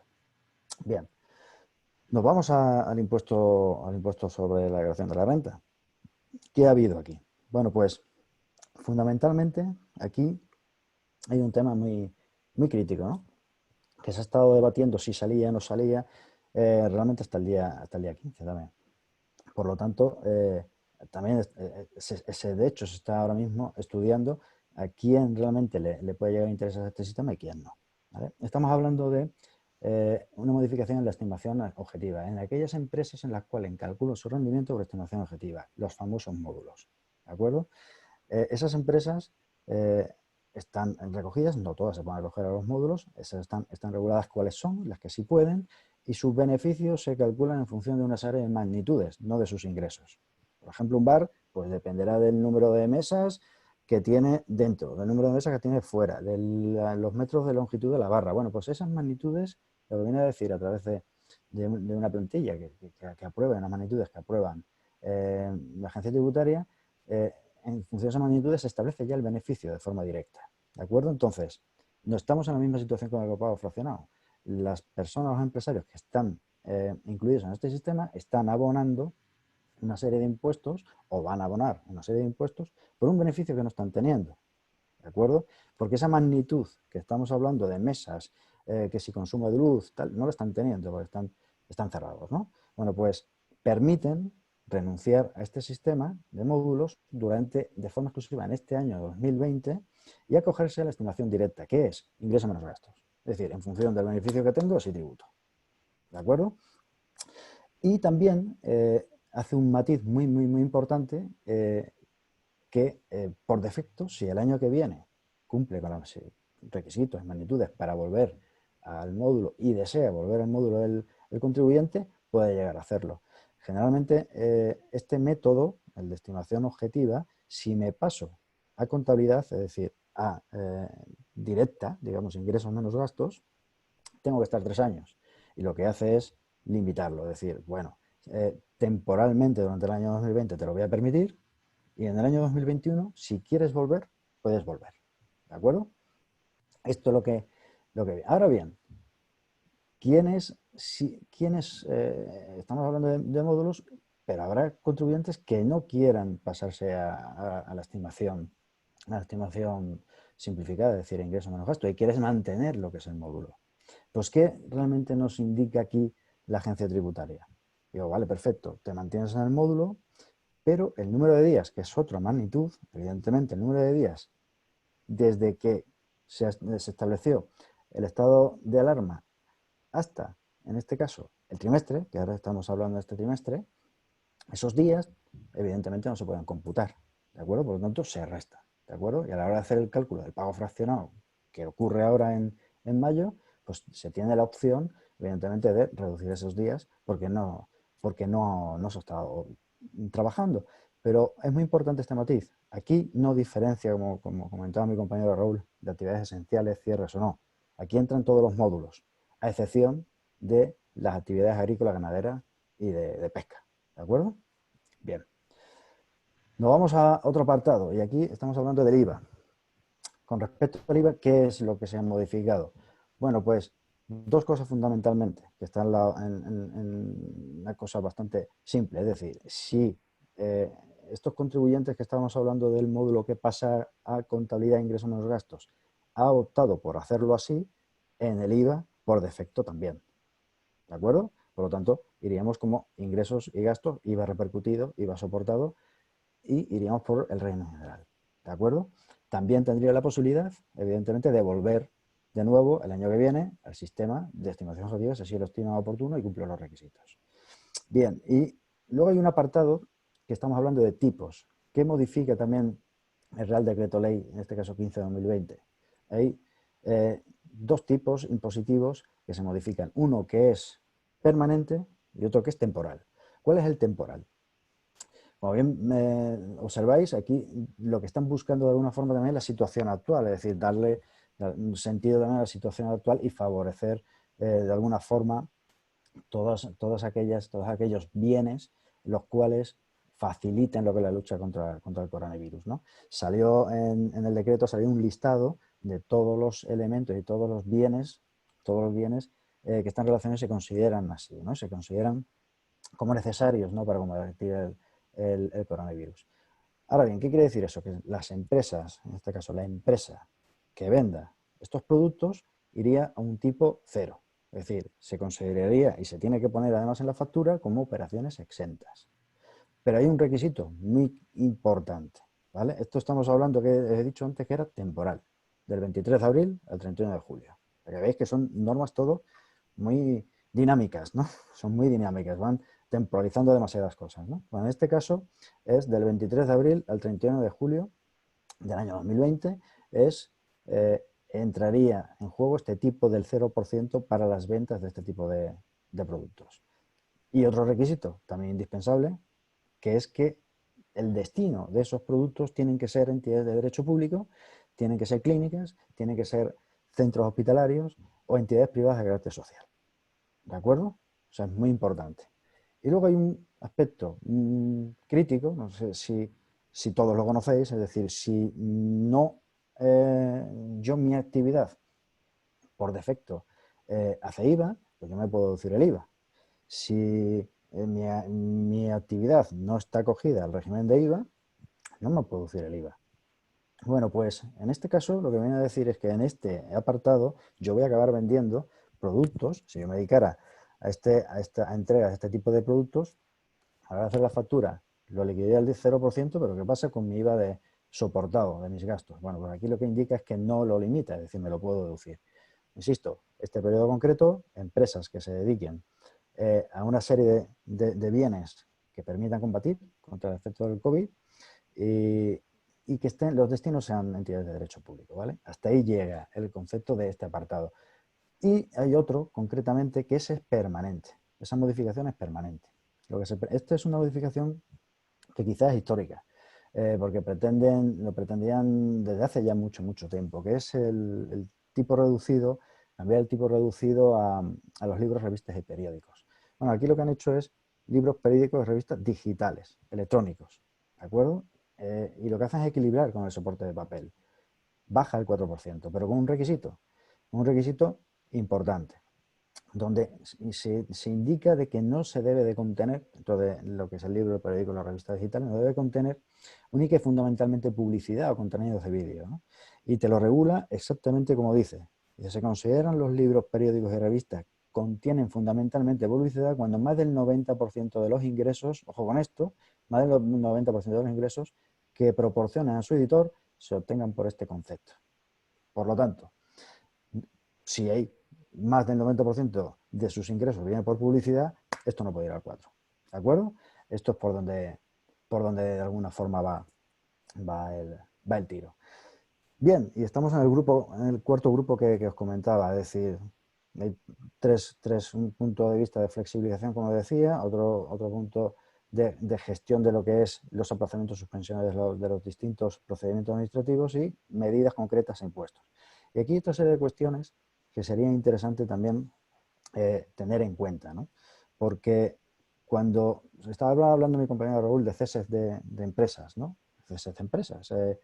¿Qué es lo que pasa si hay un cese temporal de un autónomo? ¿Qué es lo que pasa con el IVA? ¿Qué es lo que pasa con ya no soy empresario? Pues no es así. O sea, no se pierde la condición de empresario por simplemente temporalmente por una situación de esta, haber interrumpido de alguna forma. Se ha producido una interrupción de las operaciones. ¿De acuerdo? Por lo tanto, se sigue teniendo la consideración de empresario. La consideración de empresario, desde un punto de vista tributario, es muy importante para otros aspectos, ¿de acuerdo? Y otra interpretación en otra serie de tributos. Situaciones como las que se puedan dar, ahora mismo se está dando el teletrabajo continuado, ¿no? Hasta ya prácticamente obsesivo, ¿no? Ya estamos todos dándole a la cabeza de qué pasa con el... tenemos que adaptarnos todo lo antes posible, ¿no? Por suerte ya estábamos nosotros adaptados. Y bueno, hay una pregunta, ¿no? Si ahora estamos aquí todos trabajando y hay un profesional que está trabajando en su casa, pues evidentemente necesitas un medio. ¿Se compra un ordenador? ¿Es deducible el IVA soportado? Sí, es deducible el IVA soportado. Aquí en este tipo de situaciones con el IVA solo hay un matiz, que es que en este caso también tienes que tener medios de prueba para poder indicar de que esa adquisición, en este caso de un ordenador, pues es para tu negocio, ¿no? Bien, evidentemente si tienes 7 ordenadores en tu libro de bienes de inversión, digamos, no te lo van a aceptar fácilmente. Pero si tienes 1, tienes 2, evidentemente te lo van a aceptar, ¿de acuerdo? Cuestiones de interés, pues por ejemplo, también en el IVA nos va a ocurrir y con total seguridad por resoluciones de contratos. Resoluciones de contrato me refiero a entre la propia relación cliente-proveedor. Es decir, hay una serie de acuerdos donde hay unos contratos firmados, por ejemplo, de proveer determinada mercancía, y se ha entregado mercancía, se ha pagado ese IVA, y ahora de golpe y porrazo se resuelve. O se reducen, pero evidentemente se puede resolver total o parcialmente la operación. ¿Qué ocurre con el IVA? Con el IVA, evidentemente, sí. Vale, Ya corto. te pido que vayas siendo un poco ligerito, por No me favor. queda nada. No me queda nada. Hay Venga, un ve tema... terminando. Vale, perfecto, gracias. Simplemente comentaros esto que os decía con respecto al tema del IVA, evidentemente, pues se puede evidentemente recuperar, ¿no? Y luego está exenta la tributación con respecto a la prestación de desempleo. Es decir, pues no está exenta. Y hay que tener especial cuidado porque todos sabemos que cuando estamos obligados a presentar la declaración de la renta, tenemos un umbral de 22.000 euros. El siguiente umbral es de 14 cuando hay 2 pagadores. Y ASESPE es un pagador más, ¿vale? Entonces tendríamos que ver y cuantificar de alguna forma si nos hemos pasado en ese umbral de 14.000 euros y evidentemente podría obligarnos a hacer la declaración de la renta simplemente un ERTE. Por estar en suspensión del propio contrato, nos acaban pagando y evidentemente superamos el límite o tenemos facilidad de superar el límite. Vale, Lupe, cojo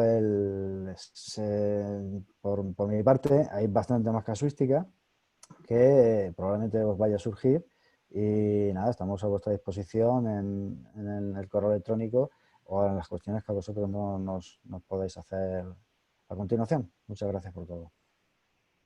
Muchas gracias, Miguel. Invito a que Raúl dé ya su cámara y micro, que lo comparta con nosotros. Y Hola de nuevo. Y para que tú descanses un poco y bebas un poco de agua, la primera pregunta que le voy a lanzar va a ser a Raúl.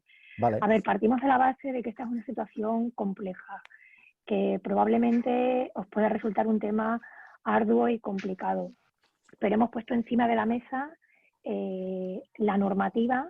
Sí que ahora entendemos que la casuística es tan amplia como cada uno de los que estáis ahora mismo presenciando esta webinar.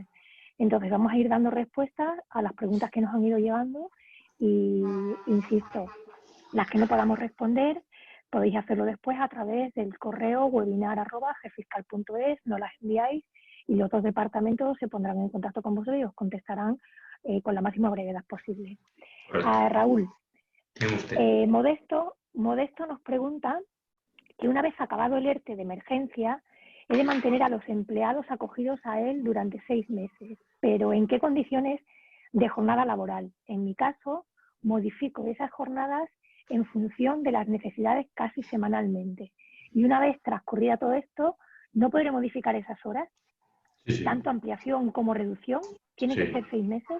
No, a ver. Si él puede optar a medidas, puede mantener las que tenga, vamos a ver, las que el estado de alarma terminan con el estado de alarma, o el expediente de regulación de empleo que tenga, ¿no? Pero él tiene mucha flexibilidad a efectos de horario. La normativa ya recogía y ahora recoge todavía mucho más con la flexibilidad horaria que existe, ¿vale? Existe una flexibilidad horaria absoluta y dentro de los expedientes de regulación de empleo también.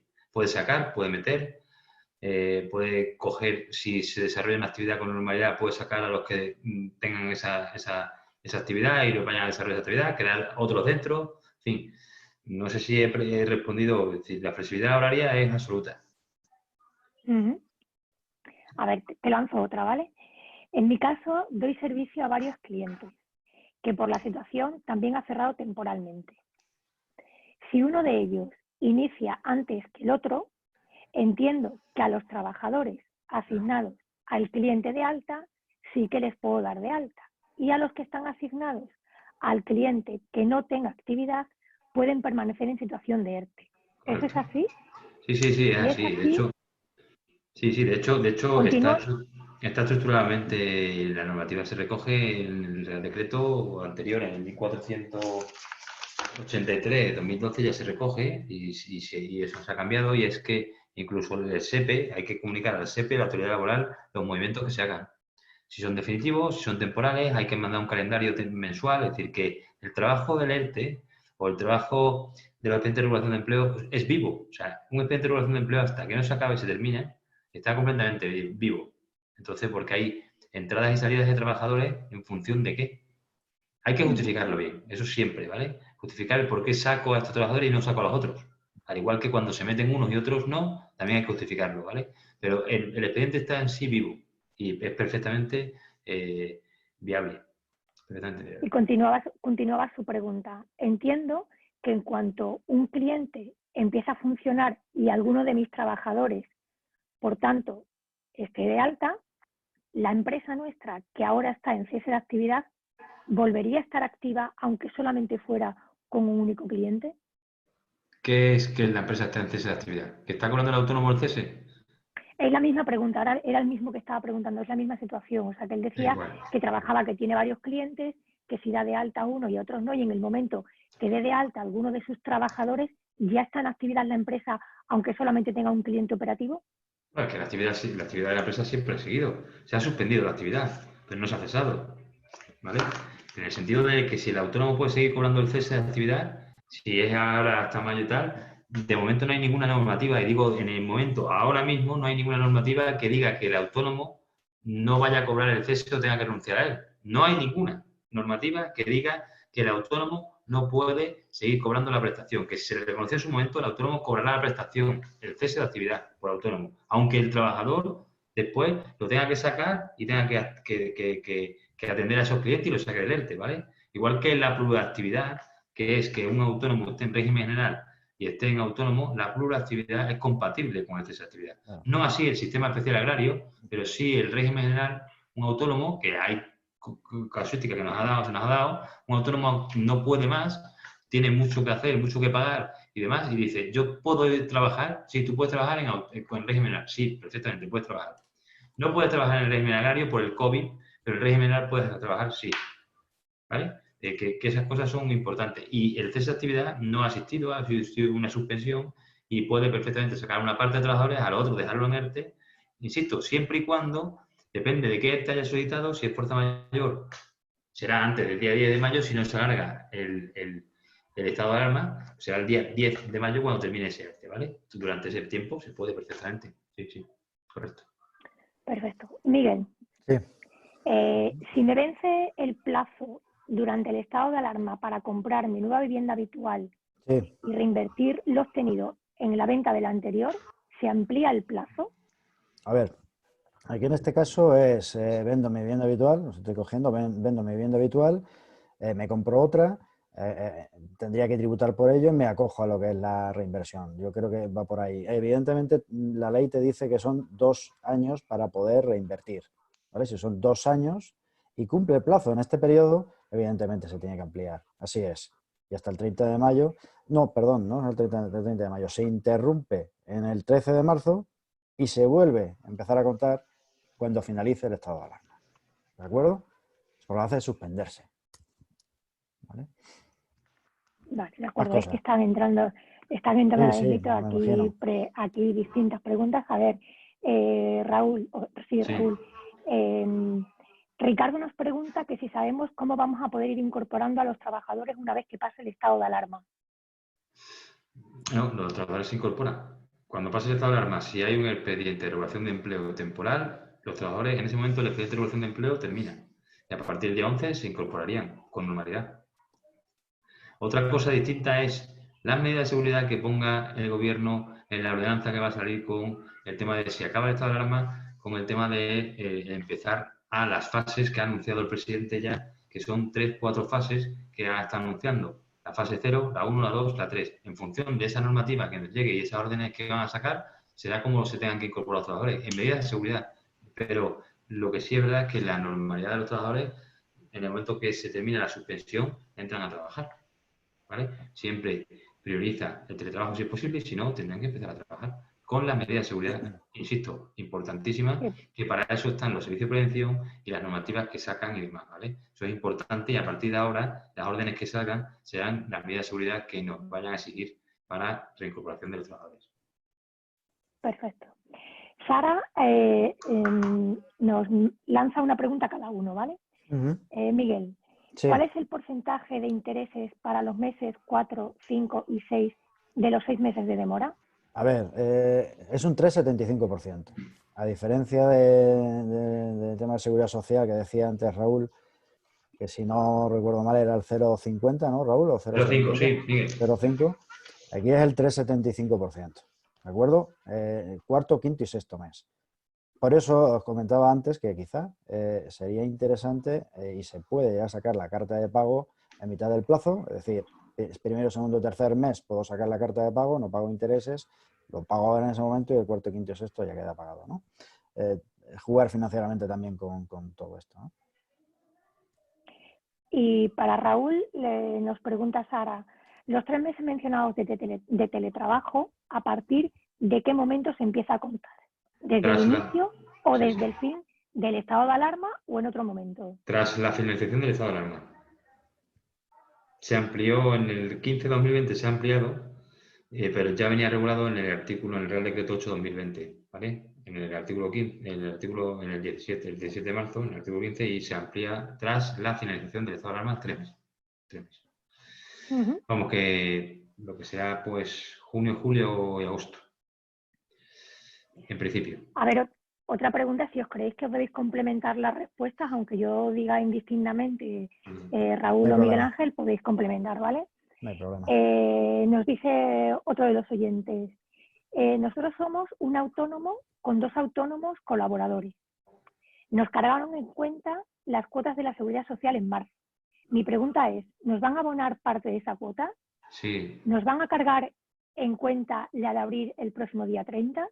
Sí, se me ha olvidado antes comentarlo. Son tantas cosas con tanta rapidez. A ver, sí. El tema lo van a devolver. La cuota de marzo la van a devolver La devuelven siempre y cuando te hayan concedido el cese de actividad, ¿vale? Y la cuota de marzo se va a devolver a mediados de mayo y la cuota de abril, si te la cargan, se devolverá en junio, ¿vale? Segunda quincena de junio. Por lo tanto, si se tiene que pagar, se devolverá. Y se va a devolver de oficio. El autónomo no tiene nada que hacer. Siempre y cuando el cese de actividad se conceda. ¿De acuerdo? Entonces, si no se ha concedido a fecha de 30 de ahora el cese, nos cargarán el 30 de abril la cuota de autónomo. Pero después no la devolverán. ¿Vale? Y de oficio, ¿eh? Además, eso está muy, muy claro y lo tienen y lo van a llevar a rajatabla. Perfecto. Miguel Ángel, Sí. tengo vehículos industriales nuevos. Me temo que por esta situación el valor de mercado irá en picado. Si integro una pérdida por el deterioro del valor en mi contabilidad, ¿serían deducibles esos gastos? No, no es deducible. Es decir, contablemente te puede permitir hacer el deterioro, pues, te permite hacer la anotación contable, ¿no? Pues para realmente establecer la imagen fiel de la empresa, lo que se busca. Pero hasta que no lo acabes transmitiendo no se lleva a cabo no se ejecuta la pérdida real. Por lo tanto, no es deducible. ¿De acuerdo? Vale. Raúl, he escuchado en varios medios la creación de ayudas para empresas y autónomos, tanto a nivel local de la ciudad de Badajoz como a nivel regional. ¿Nos puedes dar alguna información al respecto? ¿Sobre qué? ¿Sobre? Sobre la creación de ayudas para empresas y autónomos. La hay. Ha salido. De momento los ayuntamientos que conozcamos a fecha de hoy, tanto Cáceres como Badajoz han anunciado, pero no hay nada. Sí que es verdad que la comunidad autónoma, como he dicho antes, ha salido ayer publicado en las medidas urgentes y demás, que son muchas y varias. Por lo tanto, nosotros, que como tú sabes, Guadalupe, haremos informes sobre esto y lo pondremos en la página web, etcétera y tal, están a disposición y que nos pregunte claramente lo que quiere y qué exactamente qué es lo que quiere y nosotros lo atendemos sin problema. Hay muchas, hay nueve medidas que han sacado, son muchas y varias y con plazos distintos. Ninguna que termine ya mismo, pero que hay que estar pendiente porque 2 meses sale alguna, etcétera. Entonces, a partir de ya, hoy, nosotros estamos redactando los informes y estamos estudiando, pero son muchas y hay que verlas bien. Entiendo, Raúl, que entre esas medidas hay también medidas relacionadas con el turismo, ¿no? Porque hay una de las personas que asisten que nos pregunta si hay algunas ayudas relacionadas con el turismo. Sí, sobre la financiación, sí. Antiguamente la Junta, no sé si, bueno, ellos conocerán, pero pues nosotros conocemos, antiguamente la Junta lo que hacía es que, digamos, subvencionaba o condicionaba los intereses, ¿vale?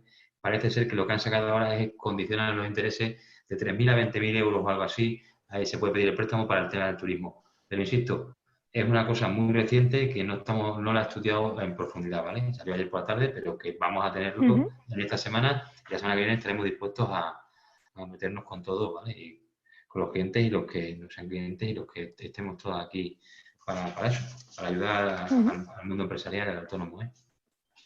Fenomenal. Exacto. En una clínica dental, es para ti, Miguel Ángel, en una clínica dental los materiales que se compren en este periodo estarían exentos de IVA. No. Los materiales, es decir, lo primero que tendríamos que irnos es al propio decreto en el cual se tiene que relacionar qué es, en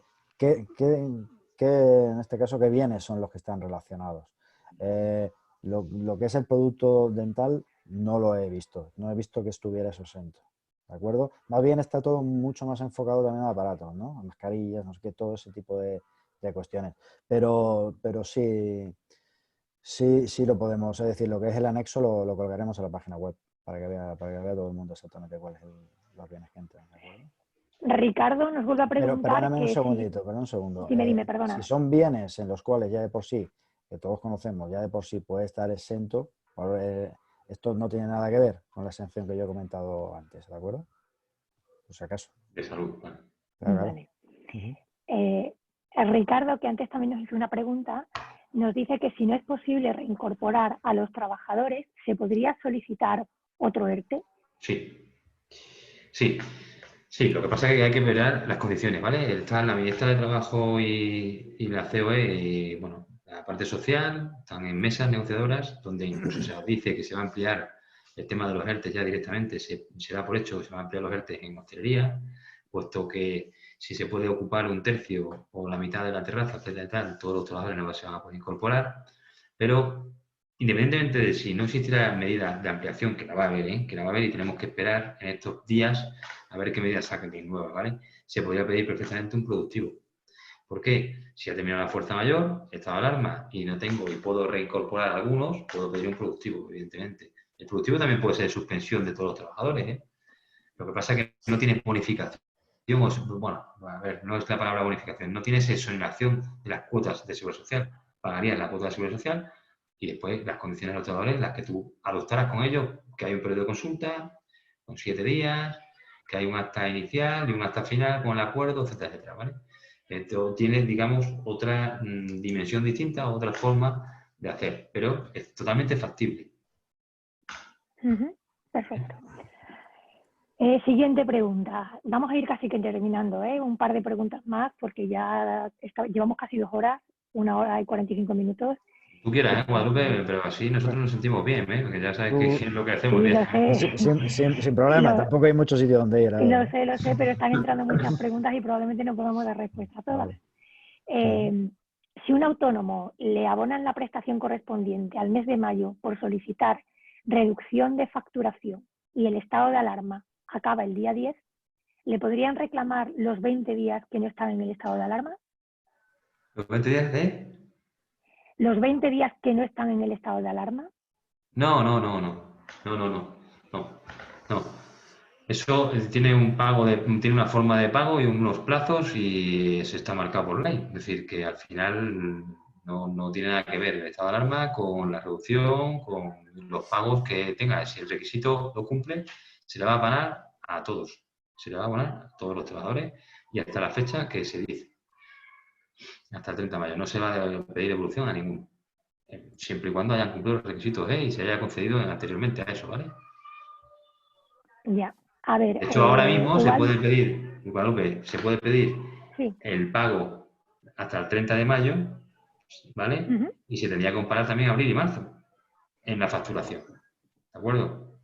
O sea, que el autónomo también es factible que a lo mejor en abril haya tenido más bajada que el 14 días de marzo, o en mayo tenga menos facturación que en abril, puesto que si yo he tenido que cerrar a principios de marzo, no estoy dentro de las actividades que el gobierno me dijo que cerrara, y estoy hablando del 75%, a lo mejor en abril tengo menor facturación porque he cerrado y ya es que no puedo más, porque ya he tenido que hacer un productivo o un fuerza mayor. En abril a lo mejor he tenido más disminución, o en mayo que en marzo, ¿de acuerdo?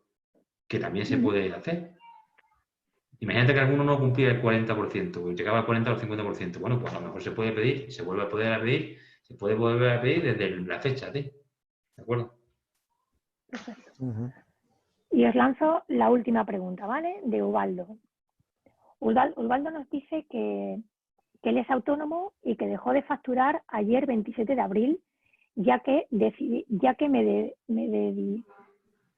dediqué al transporte escolar y ayer se suspendieron los contratos con educación. ¿Podré acogerme a subvención por reducción de facturación? Bueno, bien. Ahí buena pregunta. Sí. Hay que analizar claramente, porque ahí aparece el artículo 34 famoso, y es que todo lo que venga cogido por la administración tienes que reclamarle el dinero a la administración. ¿Vale? Claro. Y se obligan a que tenga unos servicios mínimos. El artículo 34 del Real Decreto 8/2020 te obliga a solicitar, no poder hacer fuerza mayor, pero a solicitar ese dinero a la administración. ¿Vale? Eso es lo que te puedo decir, pero habría que estudiar el tema, verlo el tema más concretamente, ¿vale? Más concretamente. Porque la pregunta exactamente cuál era. La de, ¿puedo...? Se puede acoger, ¿no? Claro que se puede. Claro. Yo entiendo, Raúl, que al final tienes que probar, si hay una reducción del 75%, tienes que probar. Al cese autónomo, por supuesto. Al cese autónomo, por supuesto. Estoy hablando de los ERTEs. Claro. ERTE es otra historia, claro, por eso. ¿Ese autónomo? Dice Ubaldo que es un taxi. Claro. ¿Qué es? Que es un taxi. Es un autónomo. Es decir, al final el cese de actividad tienes que probarlo con el 75%, con el descenso del 75% comparado con los 6 meses, ¿no, Raúl? Sí, correcto. Es pura matemática. Por desgracia es así. Ya. Bueno, pues, si os parece bien, vamos a ir despidiendo la sesión. Vamos a recordar a todo el mundo que está conectado que, insisto, nos pueden enviar las consultas con su casuística particular al correo de webinar@gfiscal.es, que esta sesión ha sido grabada, la colgaremos en el canal de YouTube. La presentación de los ponentes estará alojada también en nuestra página web, y todas estas nuevas medidas y ayudas que ha comentado Raúl, que se publicaron ayer, las subiremos también a la página web, a un apartado que hay solamente dedicado a todas las medidas que se han aprobado durante este periodo del estado de alarma con motivo del COVID-19. Por lo tanto, solamente me queda darle las gracias a los ponentes, porque sabemos todo el trabajo que tienen durante estos días, el inmenso trabajo y horas de estudio que están dedicando a ponerse al día para precisamente eso, para poder asesorar a todos los clientes y a todas las personas que están en esa situación confusa. Gracias a Grupo GFiscal por facilitarnos estas herramientas tan maravillosas para poder estar en contacto con ustedes, y a ustedes mismos, porque sin ustedes no había sido posible esta webinar de hoy. Volveremos con temas más interesantes y, como siempre, para ayudarles en todo lo que necesiten. Muchísimas gracias Raúl, Miguel Ángel. Gracias. Gracias a todos ustedes. Gracias a todos. Nos vemos la próxima.